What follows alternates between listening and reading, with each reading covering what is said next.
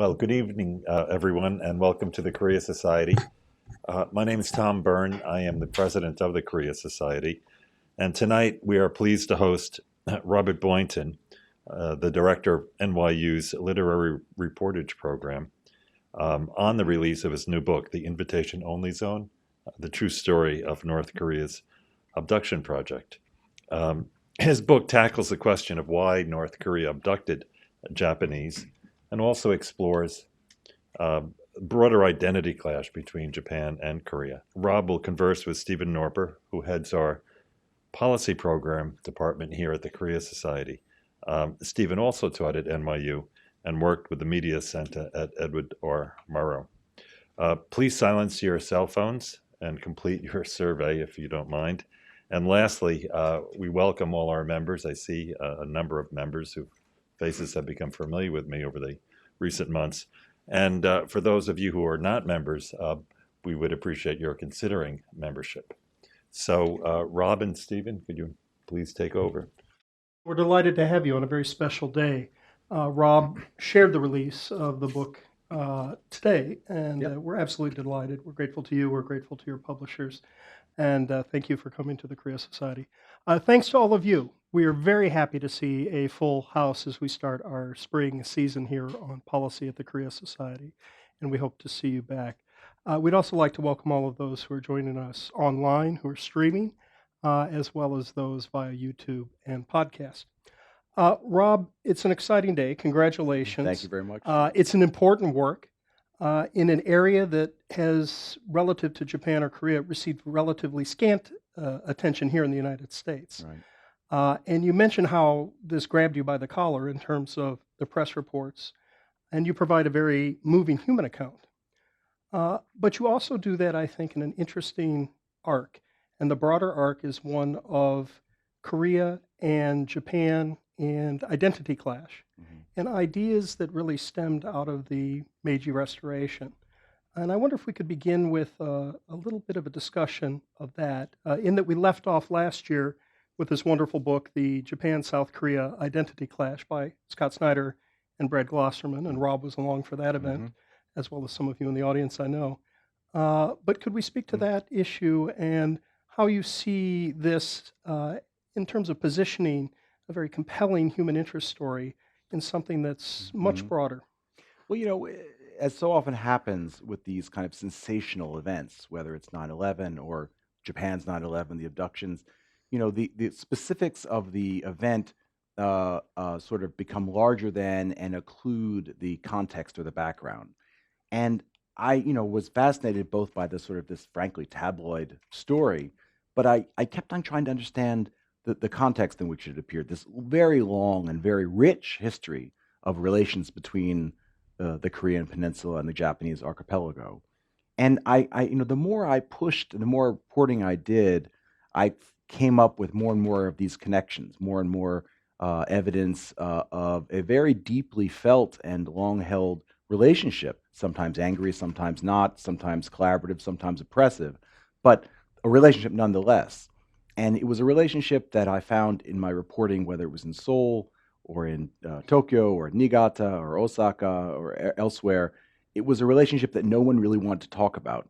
And that's what got me really interested and, of course, made me want to talk about it and want to understand about it because I really saw the connection between the two cultures as being a very deep one. And, in the lives of the individual abductees, Japanese who at ages in their 20s had to then go to North Korea and essentially become North Korean, I saw them, among the many stories, them playing out that relationship.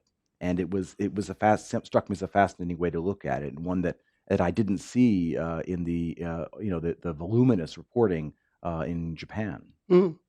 And you mentioned early on that you have this interest in race and the Pacific, and that there are certain aspects of race and evolution that were part of what led into the growth of the Japanese Empire, and sadly for the Koreans, the colonial occupation. Right. But then also perhaps a transference to the North Korean state and that totalitarian government. Yeah, I mean, it's you don't have to look very hard or for very long at that part of the world and not see r- what can only be described as racial or ethnic conflict.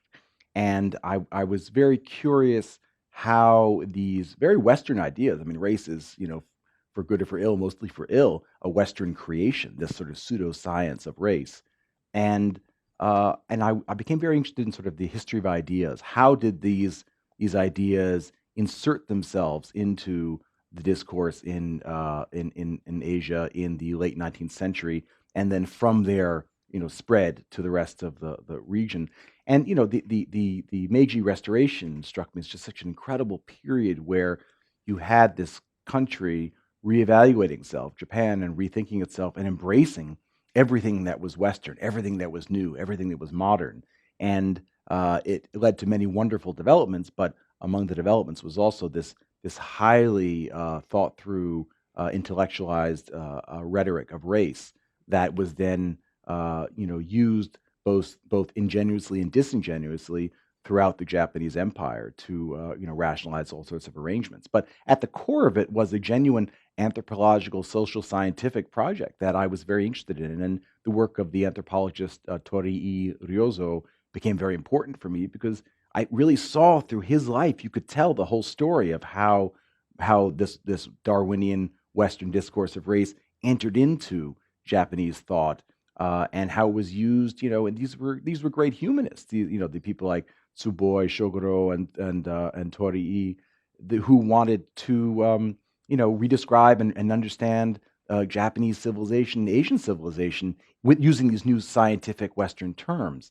And but also the story had a very dark side as well. So I felt like that too was the intellectual context of so much of what occurred in the next 100 years or more between those two civilizations. And then we see a transfer of peoples after the end of the Korean War, after the end of World War II.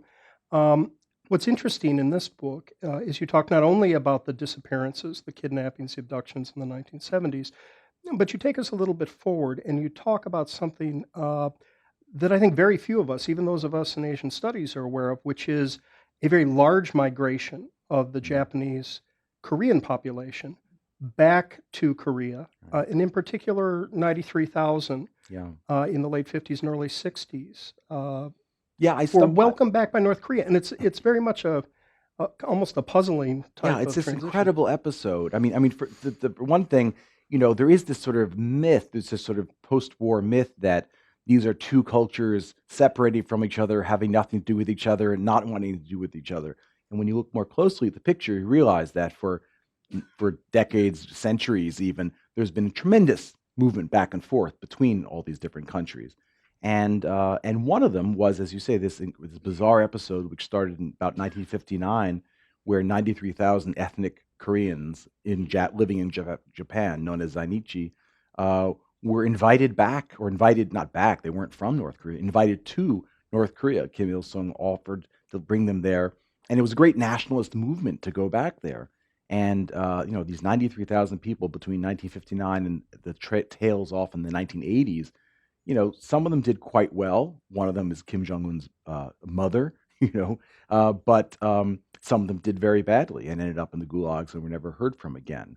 But, as I looked at these episodes of back and forth, it also became the connection to the abductions was that a lot of these wonderful, very right-wing Japanese old men who I got to know who were believing communists, terribly devout communists at the end of the war, having lost their faith in the emperor, became very pro-North Korea and became very involved in this repatriation movement. And a number of these men were exactly the same men who then, as they sort of did a kind of Whittaker Chambers-like volte-face, later on became the leaders of the abduction movement. So I saw sort of this really bizarre, fascinating through line, the kind of stories that you never hear about post-war Japan. And you imply perhaps they also have felt a certain level of guilt. If I think you estimate half of those who returned in that movement perished, may have been executed, may have been put in labor camps, which is a very dark foreshadowing to more recent concerns about human rights violations in North Korea and the North Korean gulag. But I think it's a fascinating. You also mention an individual and his uncles who sort of voluntarily go, which basically flies in the face of those who found themselves abducted, Right. and sort of a voluntary nature. Uh, and then you really get into the crux of it, which is what we saw in the papers, but really weren't aware of widely until the downing in 1987 of a Right. plane. Perhaps you can tell us a little Right. bit more about that. Well, I mean, the abductions had sort of there've been rumors about them, but again, they were covered as if they were almost alien abductions, the kinds of things that one sort of heard about and talked about, but probably didn't really take place. And in 1987, a terrorist named Kim Hyung-hee, she and a partner downed a Korean airline flight 1 year before the Olympics in an attempt to dissuade people from coming to the Olympics, to this 1988 South Korea's great sort of coming out party. And she tried to commit suicide. She wasn't able to. She was interrogated and finally admitted that she was North Korean, and furthermore, that she had been able to pass so convincingly as Japanese because she'd been trained by this young Japanese woman who had been abducted. And this was the first time that there was sort of proof positive that this actually had happened. And this is 1987. Hmm. It took a long time. What do you do with that knowledge? You don't have relations with the North. The mutual defense treaty with the United States is not going to be triggered by a young woman abducted from a nightclub in Tokyo. So there was really this. I mean, I felt some people were very critical of the Japanese bureaucrats and politicians who knew or suspected this was going on. But I really do feel terrible for them, because what could they do, Hmm. really?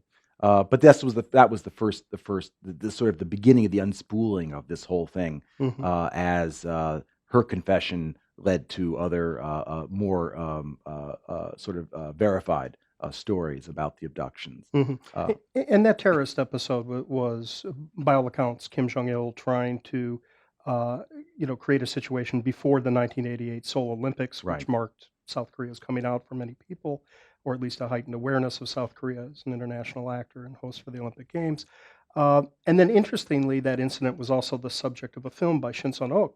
right. And you talk about the director and his famous wife and their abduction by Kim Jong Il. Yeah, I mean, it's a fascinating story that was actually told very well in a book about a year ago, where these two directors they often talked about as kind of the Elizabeth Taylor and the, I don't know, Orson Welles or something like that of South Korea, were abducted.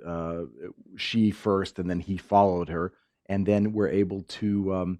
With the idea, they were abducted with the idea of recreating or restarting the North Korean film industry. And they did, I think, a dozen or maybe even more, 15 films in North Korea. And then when they escaped, they were in Vienna and were not being watched sufficiently closely, and were able to run to the American embassy. But when they came back, they made all these movies, and Mayumi was the one about the terrorist, which is one of them. Mhm. They're very hard to find, those movies. I actually had a clip in this for that, but took us too far afield. Mhm. I think one of the things that may have struck the viewer uh, was also the non-Japanese aspect of abductees. How does someone from Lebanon or the Philippines or even South Korea wind up as part of this experiment? Hmm. Because perhaps this was an experiment in breeding spies, Yeah. and perhaps there was a race element to that. But why those countries, and how did this conglomerate wind up in a place that Mm. where they would certainly stand out, one would think? Right. I mean, to many people's dismay, I've never come up with the definitive answers about exactly why these things happened precisely the way they did. What I can say is that each of the abductions, or each of the sort of periods in which abductions were taking place, had very specific goals. This idea. There was a very good piece the other day in the Times about sort of this nonsense that North Koreans are irrational and crazy and nuts, and there's no reason for what they do. There are very good reasons for exactly what they do if you look at them through North Korean eyes, and there were very specific reasons. I mean, Kim Jong Il wanted to revive the North Korean film industry. Taking the leading director and actress was a means to an end. In these cases, there were sort of micro reasons for each of these things. During the 50s and 60s and 70s, even when South Korean fishermen were being abducted, it was actually a very successful campaign in which some of the fishermen stayed and became part of North Korean society, which had been depleted. And some of them went back, and if nothing else, they would someone would, you can imagine them at a bar saying, "You were in North Korea for 6 months. What was that like?" "Not so bad, actually." And that has a sort of PR value in a way too. The people who said not so bad were then thrown in jail by Chun Doo-won and later on, and had terrible lives. But I've interviewed some of them. But still, there are these micro reasons for them. I don't know if there's a good uh, overall reason, except the most astounding and hardest to believe is probably the truest one, which I cite the wonderful historian Tessa Morris Suzuki, whose book on the repatriation of these 93,000 exodus to North Korea is an amazing read if anyone wants to pick it up. Where she says, what you've got to understand is that this really was North Korea's attempt at world domination. That if they could get people in, convince them to spy for them, and then seed them throughout the rest of Asia and beyond, that they could take over, convert, whatever verb you want to use, the rest of the world. And this was the audacity of this experiment. This was sort of the underlying, unarticulated minor premise of this, is that, we are going to triumph. And I think that's something that it's hard to get our minds around. It's hard to get our minds around North Korea as a state which can not only function, but function at a very high level. But nonetheless, that's what they were doing. That's what they wanted to do. Mm. You do really, I think, a very unique job in being able to cut at high policy issues and issues we may know about from the news. For example, the meeting of Koizumi and Kim Jong-il, and the difficulties that Koizumi and advisors like Tanaka found themselves in when they were presented with a list of 13 people, 8 supposedly killed, but without any type of documentation. And of course, the Japanese press, among others, was very quick to jump on that issue, the lack of any kind of confirmation. And then the 5 who appear, one of which, though, Jenkins' wife, was not on any list of abductees. None. Which then also begs the question, how many other tens, or as you indicate, hundreds of individuals over this period disappeared? And then you cut that, I think, so wonderfully against the human story, where you have a 13-year-old girl with a badminton racket case who doesn't return home, and the longing of her family, the tragedy for her parents, and they're finally moving after waiting for a long period to Tokyo on a business assignment, but to leave their forwarding address tied to the front of a home, which has since been demolished. But those are very different parts of an arc that tell a very compelling story, and I think you do that masterfully. Well, thank you. Did you have thoughts on that first part about the negotiations back in 2002 and the statement that was delivered? Yeah, there were. I mean, it was, as I spent a lot. The main negotiator who Steve is referring to, Tanaka Hitoshi, is this incredible diplomat. Fully bilingual, dresses in beautifully cut English suits, was read PPE at Oxford, and it does not suffer fools, which is part of his charm, I guess. Handsome guy too, and he caught a lot of grief after these negotiations. In fact, someone planted a bomb in front of his house at one point, saying he was a traitor to Japan and was clearly a North Korean spy.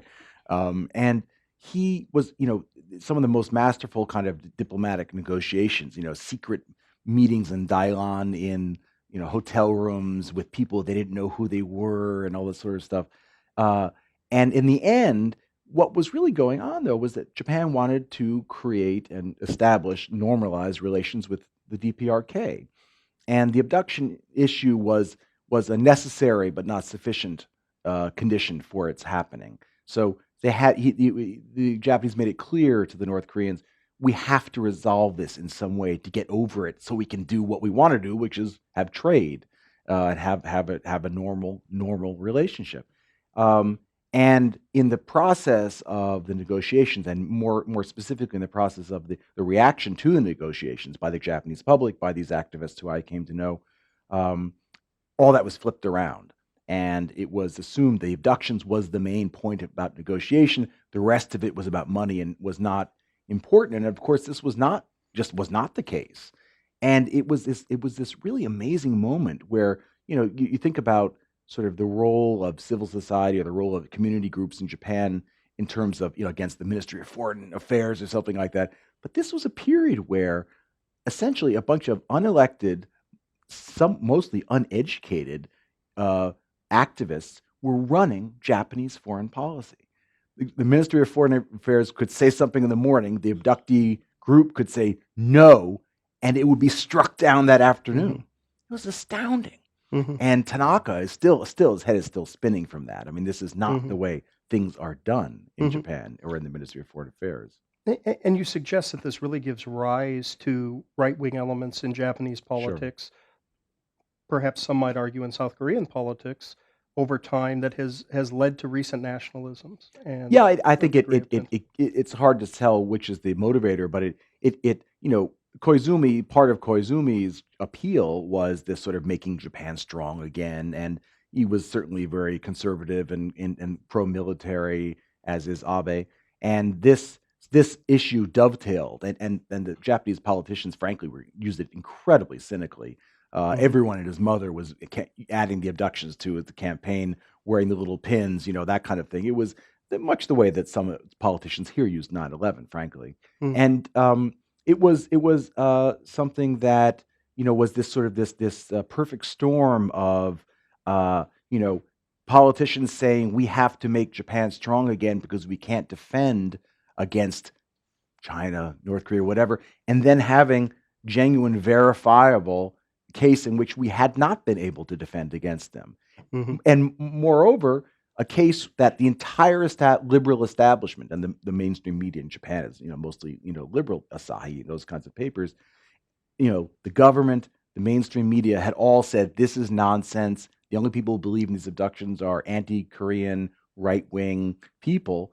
And in one moment, the entire universe changed. And there Mhm. was this small group of people who were at the center of it who had moral purity because they had been right all along. And Mhm. that was just an astounding moment in Japanese culture. Hmm. Uh, I'll end then with a question very much related to that, which is the one of victimization. And you talk about that in your presentation here. You certainly write about it in the epilogue very eloquently about the feeling of victimization in a Japan that was struggling with perceptions of its identity, warmonger versus the more Pacific Japan, little p, Mm, Pacific Japan of the post World War II era, certainly of the post 1952 period. And then also the notion of victimization in Korea, mm, certainly with the colonial legacy, and that's been very much part and parcel of difficulties in Japan Korea relations in recent years. mm, We have just seen an agreement on December 28th announced by the foreign ministers that may point to progress as they try to move the issue, the tragedy of the comfort women, of the sex slaves of the period, forward with an apology and with a compensation fund. Uh, and I wonder if you have thoughts on the mix of that, victimization, and where we find ourselves in terms of the relationship between Korea and Japan today.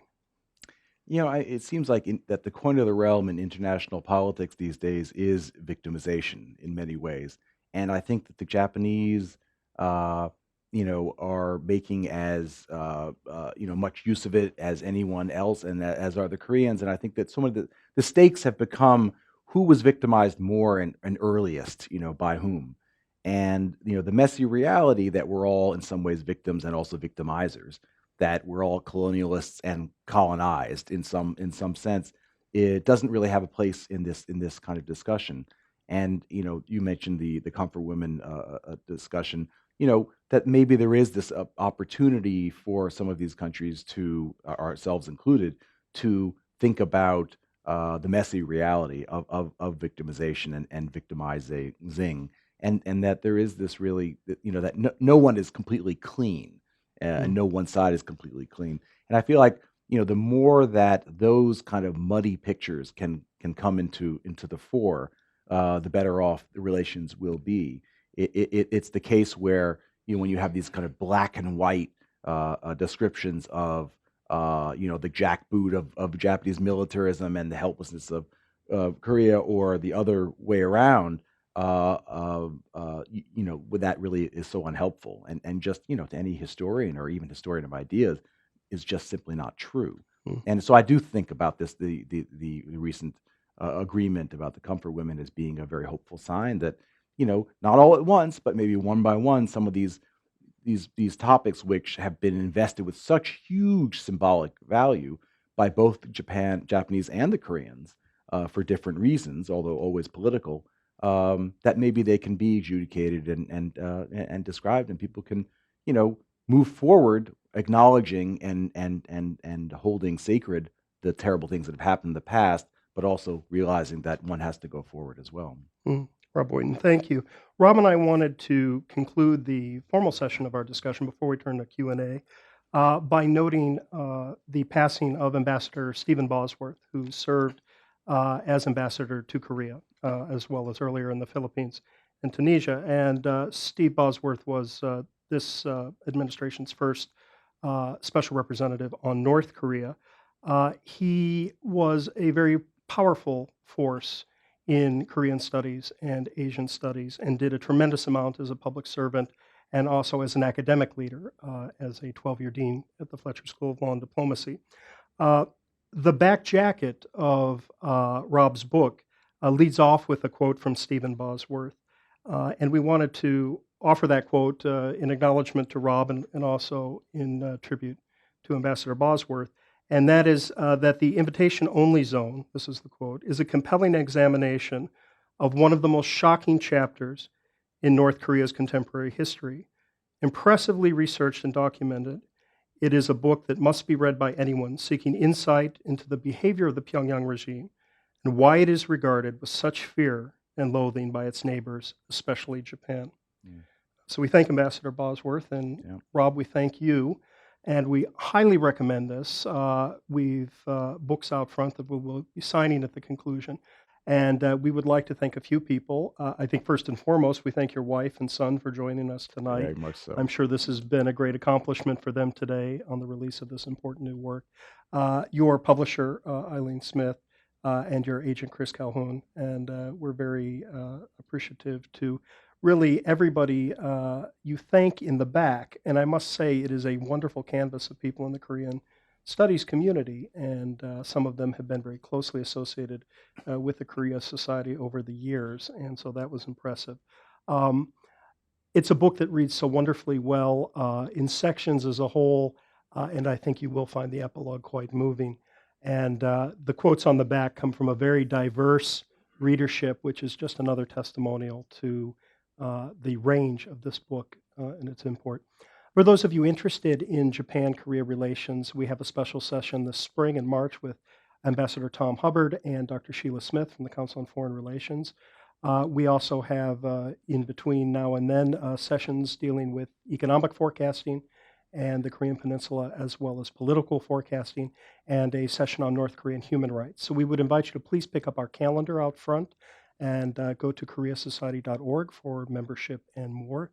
And I would like to thank our team here, Nikki, Peter, and all those who contributed to this evening.